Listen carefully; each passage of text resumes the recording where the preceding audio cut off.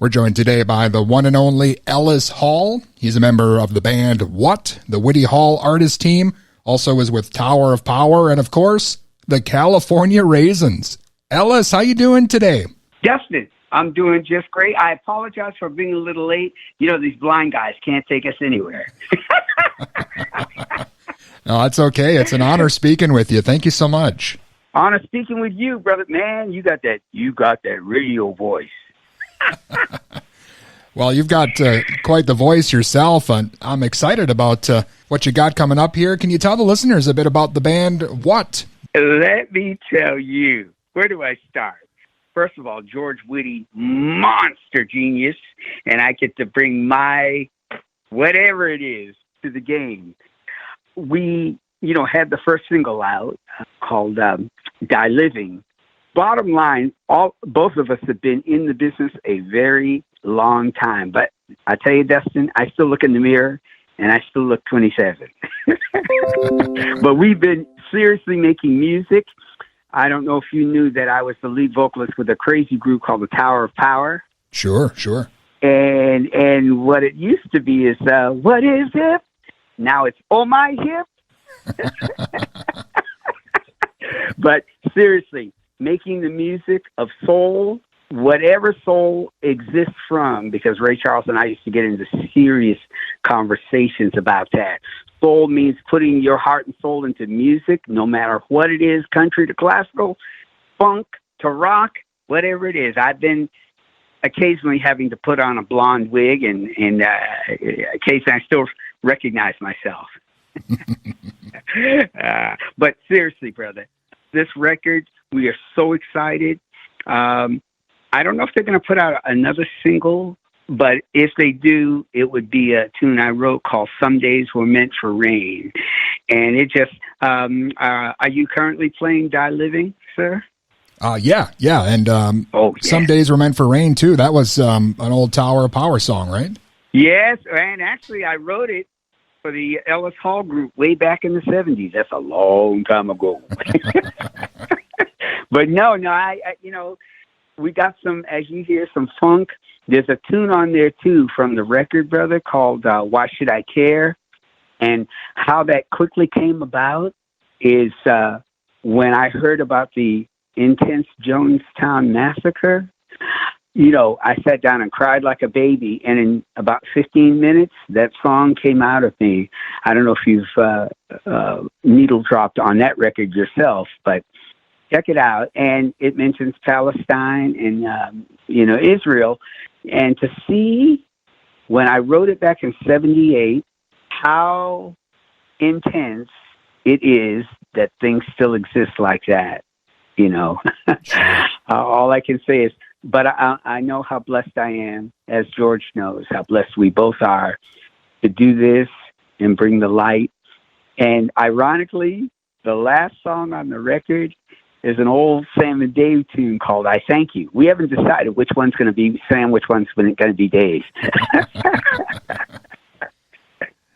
Yeah. You and George have worked with so many different artists over your careers, and the influences and, the bag of tricks you guys both have, really complement each other well here on this album. Well, it's so funny, brother, because, when I toured, like I mentioned, with the group Tower of Power, George used to come and see me. I'd not heard of him, but my other buddy, Alex, said, hey, you got to call this guy George. So over the years, he'd follow me around George Wood, and, but in 2012, Alex gave me his number, and I called him up, but we didn't get to talk.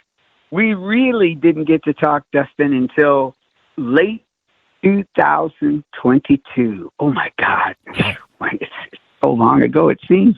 But we started working on a tune called Hug Me, and it's on the record. If you haven't heard it, we were lifting up the Ukrainian spirit in all of us. And from that forward motion of energy, the next tune we worked on was a tune that George and I co-wrote called Own Up. And it's so funky, it will rearrange your esophagus. And again, then we have ballast to put the esophagus back in place. Yeah, it's incredible that you really haven't known each other that long. I would have thought you guys had been working together for years at this point. That's what a lot of people say. But you know what, brother?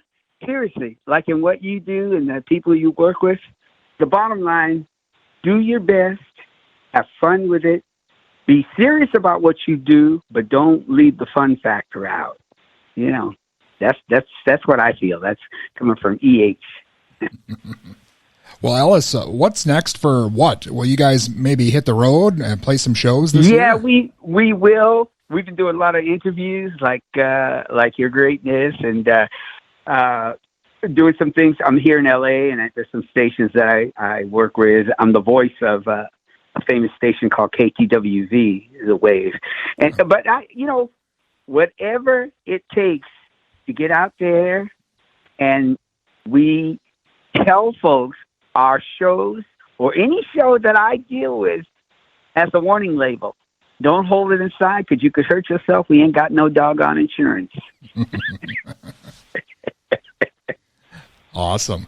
Well, again, that new album just out here in the world. And Ellis, the world, yes. I know you've done a lot of session work over the years, and I got to ask you about something in particular at my age range anyway, being one of the California Raisins. Can you talk about that, how that came about?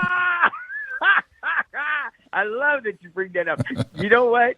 It was myself and Buddy Miles. I don't know if you know a lot about Buddy. What a great drummer. Sure. And he also played killer guitar. A lot of people didn't know that.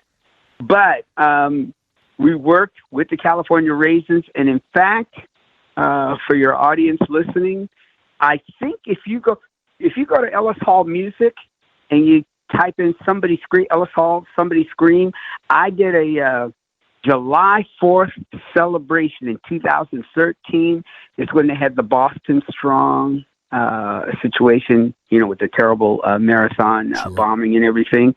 And they have a snippet of me singing that song, the Raisins theme song, as I call it. So check it out, man, and let me know what you think. It was so much fun, just like working with Chicken Run. I don't know if you're familiar with that movie. Sure. When the chickens are dancing, I'm singing, and I've been a teenage nut to a California raisin to a singing rooster to Fozzie Bear's uncle in Sesame Street, Uncle Grizzly. So I've had quite a journey, and I truly feel, through God's grace, just getting started.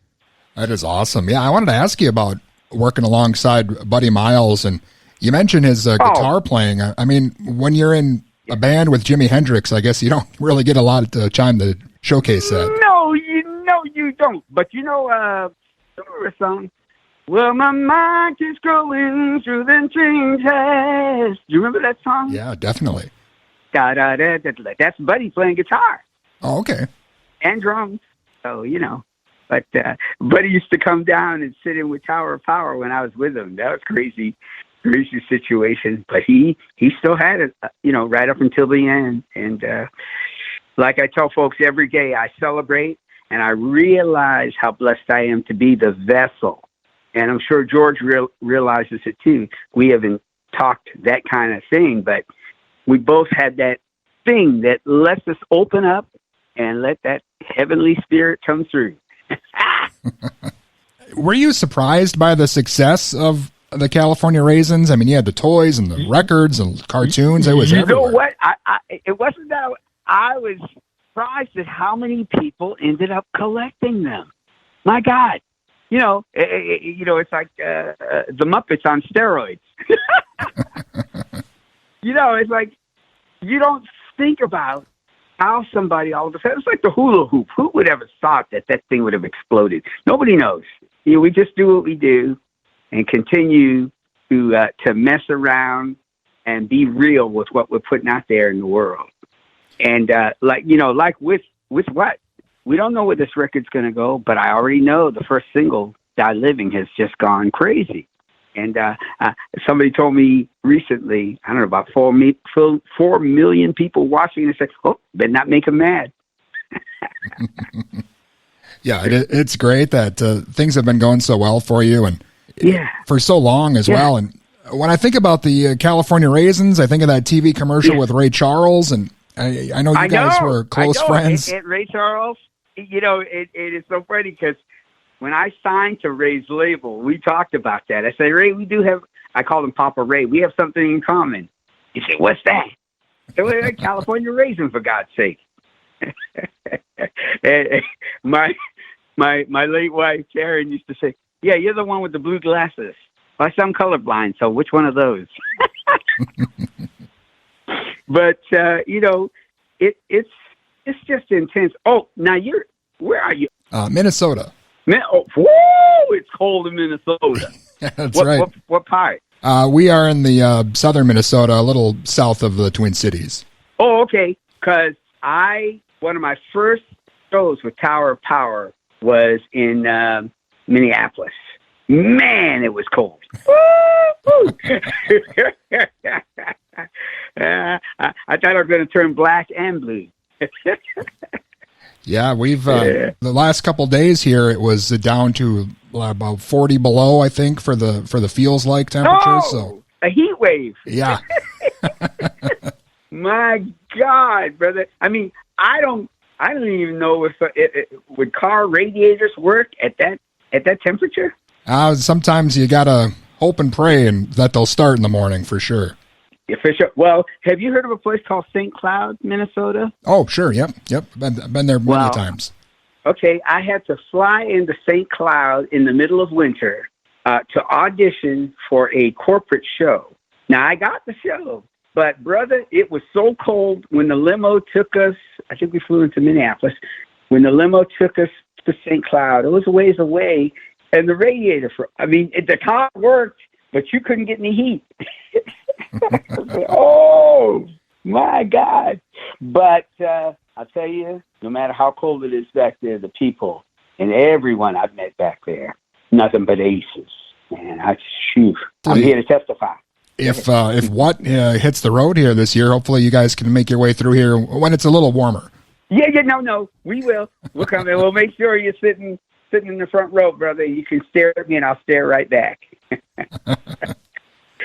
God bless you. Are you from that area originally? Yep, I've been here all my life. God bless you, man. I'm so glad you're into the radio situation, and thank you for letting me come on and talk with you. It's been a blast. Oh, absolutely. I love the new stuff you've got here. And is there anything else maybe we should be watching out for? I've got a couple of things. I can't talk about them yet, but it will be an explosion heard around the world with the love involved, is all I'm going to say. Okay. I'll be doing more things with Brother George, Monster, like I said, Monster Cat. And then some things from the Ellis Hall experience. And you probably did this already, but look at, Ellis Hall Music or ellishall.com. Tell your fans to. They'll see I've been the soundtrack of their lives for years and years, and they didn't know it. I've been in so many movies and television things and jingles. Sure. Budweiser, and I don't drink beer, but Budweiser paid my rent for over 5 years. Nice. Ellis, it's been great speaking with you, and I've been a fan of yours since I was a kid, and thank you so much again for your time. I appreciate it. Thank you, brother. I hope we get to see each other sooner than later. Does that sound funny coming from a blind guy?